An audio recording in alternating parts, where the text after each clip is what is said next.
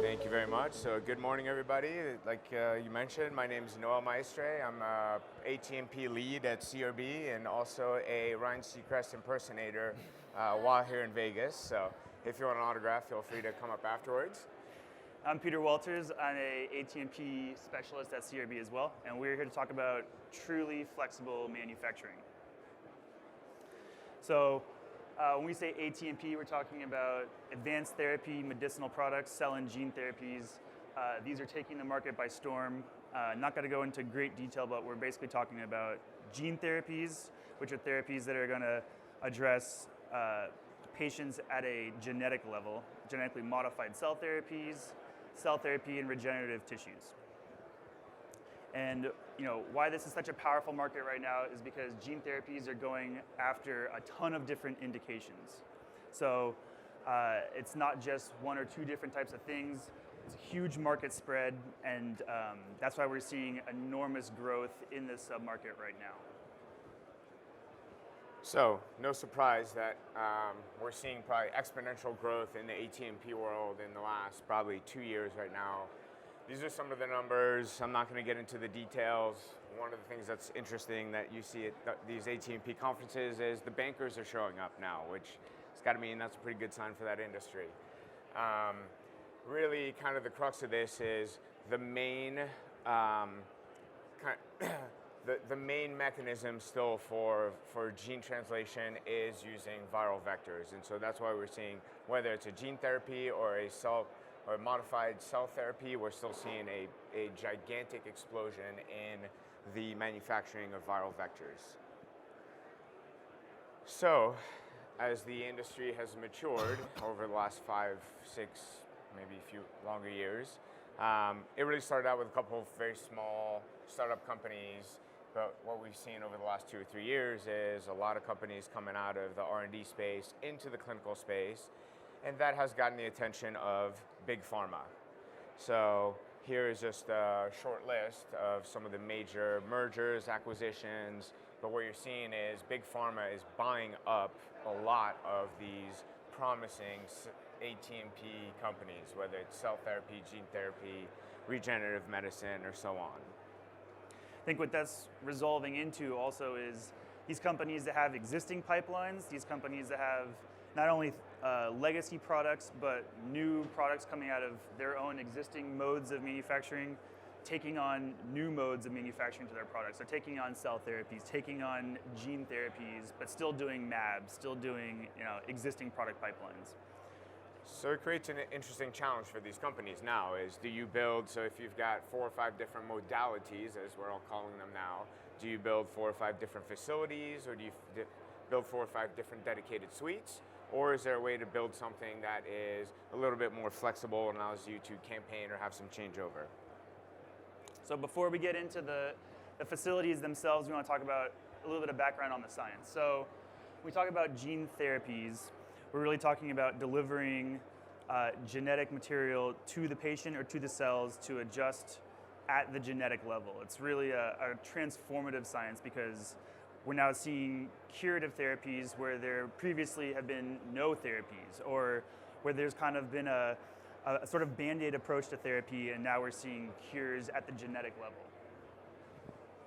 And so, as Noel's talking about the explosive growth of viral vector, part of that is because we're seeing it both as a standalone gene therapy and then also as the critical raw material for genetically modified cell therapy. So it's kind of hitting the market at 2 different strokes, which really creates this giant market opportunity, which is why we're seeing this huge growth in viral vector manufacturing right now. And then we're going to talk about allogeneic cell therapy real quick. I know this might seem like it's a little random, but the big player that we see here is that we talk about autologous cell therapy, so patient-specific. That is a very different manufacturing type of model because it's very, very small scale.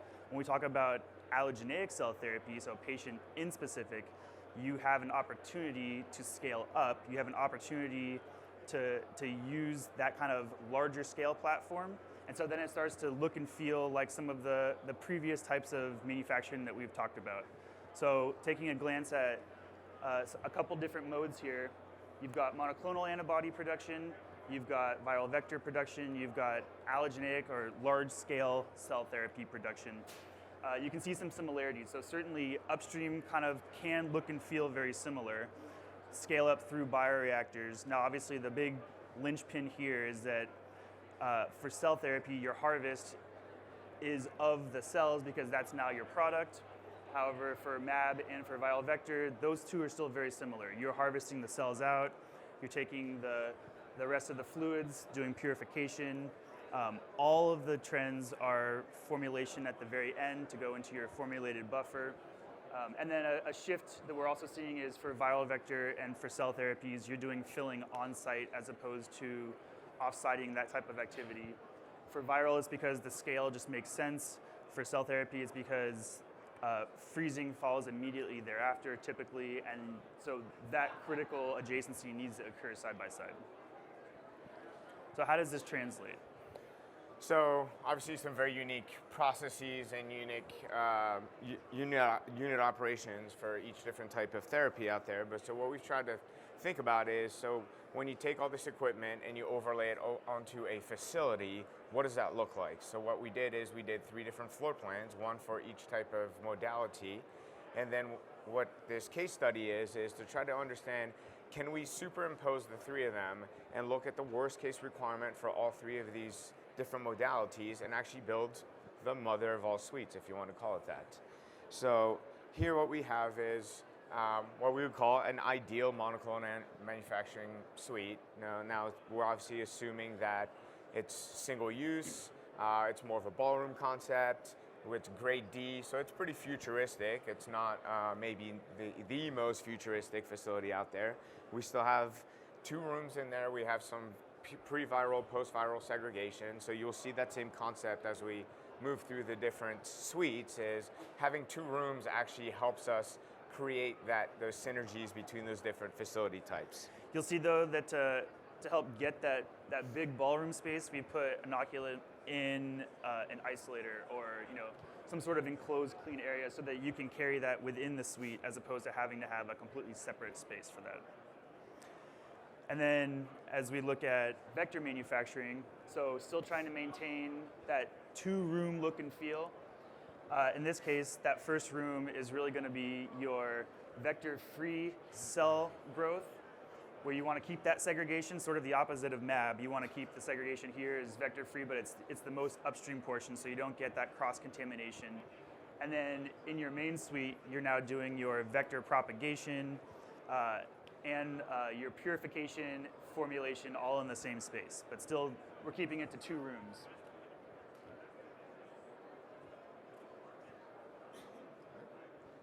Okay, and so in this case, what we're talking about is doing an allogeneic, off-the-shelf cell therapy. So you are now growing this in large scale. It's patient-in-specific, so it really looks very similar to the upstream portion of a traditional MAB biotech process. Now with the exception of the fact that your product is live cells that you're trying to harvest as opposed to some extracellular protein that you get to throw all the cells out. So you got to be a lot more delicate around the cells, and it is an aseptic process because you can't have final filtration. So therefore we probably should have explained it a little bit better, is the classification. So in our first 2 examples, we're talking about grade D in both those spaces, assuming we have functionally closed process equipment, and we're doing things in isolators, either for filling or for inoculation.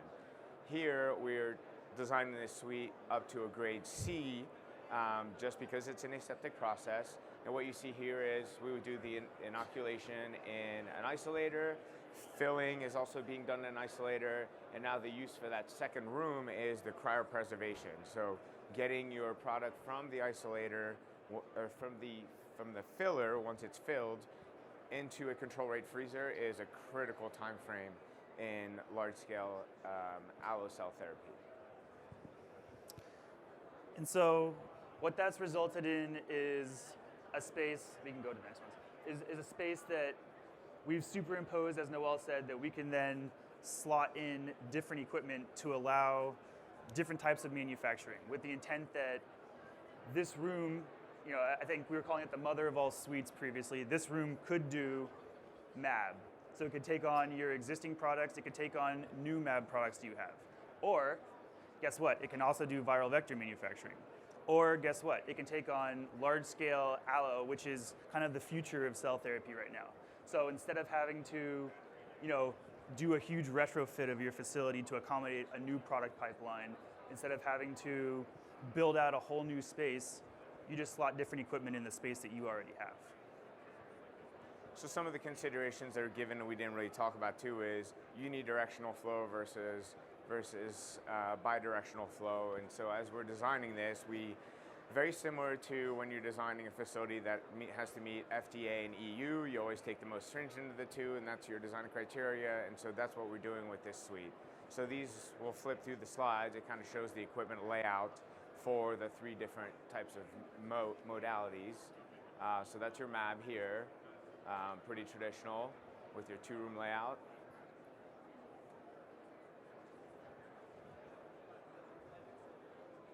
This is your large-scale allo cell therapy.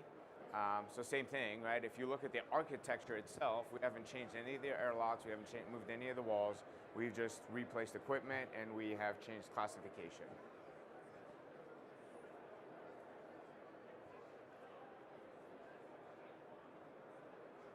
We have to work on these effects. And then this here is our viral suite.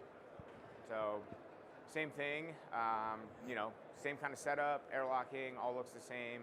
Basically different equipment layout. Biggest difference is this is virus-free, and this is where you do your cell culture, and this is your viral inoculation suite. Now, of course, maybe the biggest concern that people might be thinking about is if I've got a virus-free room that I'm doing my monoclonal antibody cell culture in, and then I'm going to flip that and do virus production in it, that immediately is throwing some quality alarms in my head. So the ability for you to have a robust decontamination between campaigns obviously is going to be critical to this space. So considering things like full room fumigation, how do you handle the air HVAC scheme? How do you handle the fittings in the suite to be able to accommodate full room fumigation? Because obviously if you're going from one product, not just batch to batch, not even product to product within the same type of mode, but if you're going full different mode to different modality, you're gonna want to be able to clean and cycle that room and make it fresh every time. So evidently there's going to be a heavy emphasis on line clearances and how you validate the fact that you can turn over a suite that'll do one mode to another. And then the other consideration is not just around how you physically build the building, but there's pressurization, HVAC design.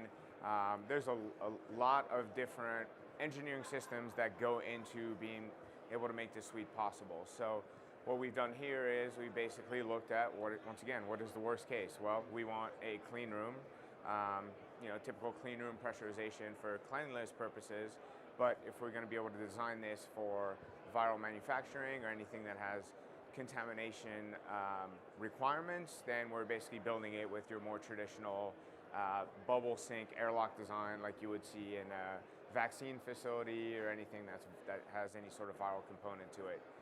Too complicated to design an HVAC system that'll swap back and forth between cascade and go into containment. So really what we thought about is just design it for the worst case. If you're going to be using it for different modalities, then it's much easier to do your changeover than have to go do a mechanical changeover as well.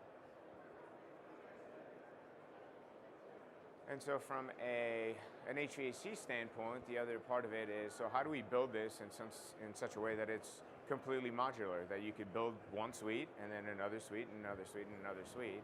And in order to do that, you need to have some pretty significant segregation of HVAC. So right now, this is just kind of a high-level zoning map, but we're basically saying that if you look at the three different scenarios, you don't always need to segregate those three spaces, but once you overlay all three of them on top of each other, you get to a point where you need three different air handlers with these two spaces being single pass so that you don't risk having any facility cross-contamination. Yeah, so bringing it back to the need. So again, when we talk about clients who have different product pipelines, certainly the volatility of clinical products, is it going to hit, is it not going to hit, maybe even preclinical products. So trying to figure out how to make those, bringing them in-house. And then as you're progressing through your clinical stage, you need a space to be able to do that production, to do that development. But like we said earlier, does that mean you build a whole new facility to be able to do that? Or is there a way that you can bring that in-house?